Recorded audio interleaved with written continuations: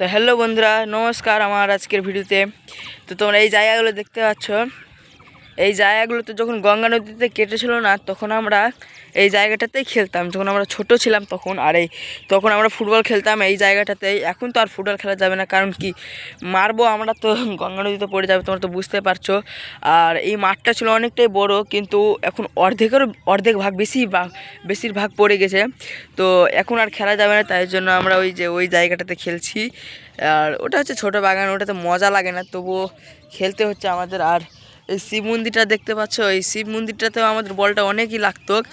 আর তোমাদের একটা জিনিস দেখাই, যেটা দেখতে পাচ্ছ ভাঙাটা আছে, ওটা আমরা যখন ছোটো ছিলাম আমরা ফুটবল খেলতে যেয়ে ওটা ভেঙে দিয়েছিলাম। তো ভগবানের কাছে আমরা ক্ষমা চেয়ে নিয়েছি যে ভুলে ভেঙে গেছে। তো ওটা আমরাই ভেঙেছিলাম ফুটবল দিয়ে, নিজের মনে না, শর্ট খেলেছিলাম আর ওখানে লেগে গেছিলো। আর এই জায়গাটা তোমরা দেখতে পাচ্ছ সবার ভিটে মাটি, আর এইগুলো সবাই তোমরা দেখতে পাচ্ছ। আর গঙ্গা নদীর ভিউটা জাস্ট দেখো তোমরা। এখন জলটা অনেকটাই শুকিয়ে গেছে, প্রচুর হারে জলটা শুকিয়ে গেছে এখন।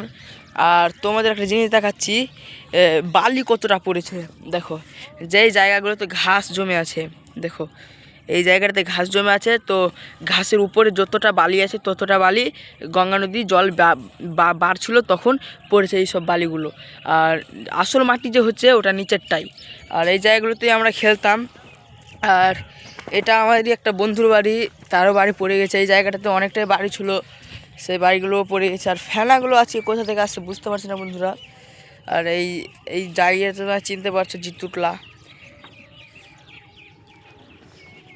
দেখতে পাচ্ছ। আর মাঝখানে চর অবস্থাটা তোমরা দেখতে পাচ্ছ, অনেক বিরাট বড় চর পড়ে আছে